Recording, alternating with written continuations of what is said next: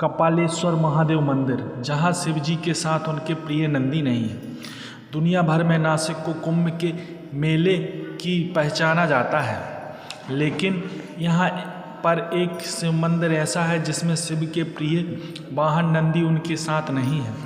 इस मंदिर को लोग कपालेश्वर महादेव मंदिर के रूप में जानते हैं।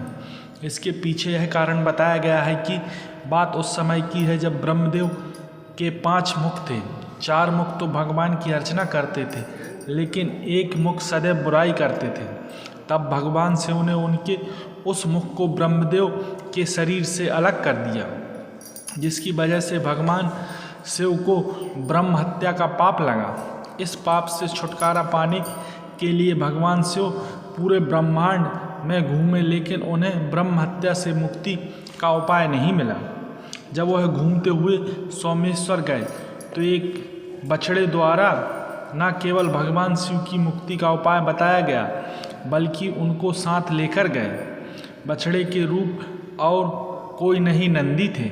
उन्होंने भगवान शिव को गोदावरी के रामकुंड में स्नान करने को कहा। वहाँ स्नान करते ही भगवान शिव ब्रह्म हत्या के पाप से मुक्त हो सके। नंदी की वजह से भगवान शिव ब्रह्म हत्या के दोष से मुक्त हुए। इस वजह से भगवान शिव ने उन्हें अपना गुरु माना। चूँकि अब नंदी महादेव के गुरु बन गए, इसलिए उन्होंने इस मंदिर में स्वयं के सामने बैठने से मना कर दिया। नासिक शहर के प्रसिद्ध पंचवटी इलाके में गोदावरी तट के पास कपालेश्वर महादेव मंदिर स्थित है। भगवान शिव जी ने यहाँ निवास किया था, ऐसा पुराणों में कहा गया है। यह देश में पहला मंदिर है जहाँ भगवान शिव जी के सामने नंदी नहीं है। यही इसकी विशेषता है। कथा के अनुसार एक दिन वह सोमेश्वर में बैठे थे, तब उनके सामने एक गाय और उसका एक बछड़ा एक ब्राह्मण के घर के सामने खड़ा था। वह ब्राह्मण बछड़े के नाक में रस्सी डालने वाला था। बछड़ा उनके विरोध में था। ब्राह्मण की कीर्ति के विरोध में बछड़ा उसे मारना चाहता था। उस वक्त गाय ने उसे कहा कि बेटा, ऐसा मत करो, तुम्हें ब्रह्म हत्या का पाप लग जाएगा।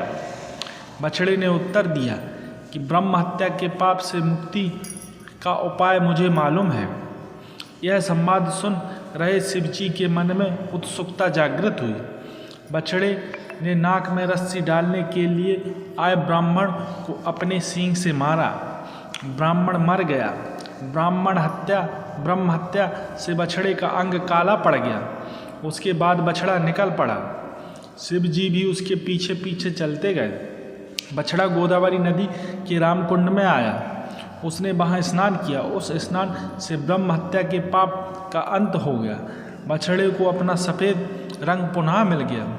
उसके बाद शिव जी ने भी रामकुंड में स्नान किया।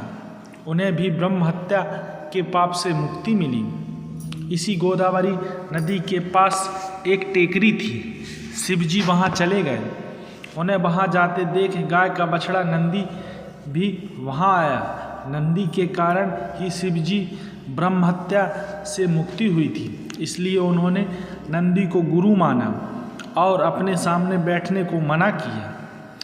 इसी कारण इस मंदिर में नंदी नहीं है। ऐसा कहा जाता है यह नंदी गोदावरी के रामकुंड में ही स्थित है। इस मंदिर का बड़ा महत्व है। पुरातन काल में इस टेकरी पर शिव जी की पिंडी थी, लेकिन अब वह एक विशाल मंदिर है। पेशवाओं के कार्यकाल में इस मंदिर का जीर्णोद्धार हुआ है। मंदिर की सीढ़ियाँ उतरते ही सामने गोदावरी नदी बहती नजर आती है। उसी में प्रसिद्ध रामकुंड है। भगवान राम में इसी कुंड में अपने पिता राजा दशरथ के श्राद्ध किए थे। इसके अलावा इस परिसर में काफ़ी मंदिर हैं। कपालेश्वर मंदिर के ठीक सामने गोदावरी नदी के पार प्राचीन सुंदर नारायण मंदिर है। साल में एक बार हरिहर महोत्सव होता है। उस वक्त कपालेश्वर और सुंदर नारायण दोनों भगवानों के मुखौटों गोदावरी नदी पर लाए जाते हैं। वहाँ उनके एक दूसरे से मिलाया जाता है, अभिषेक होता है इसके अलावा महाशिवरात्रि को कपालेश्वर मंदिर में बड़ा उत्सव होता है।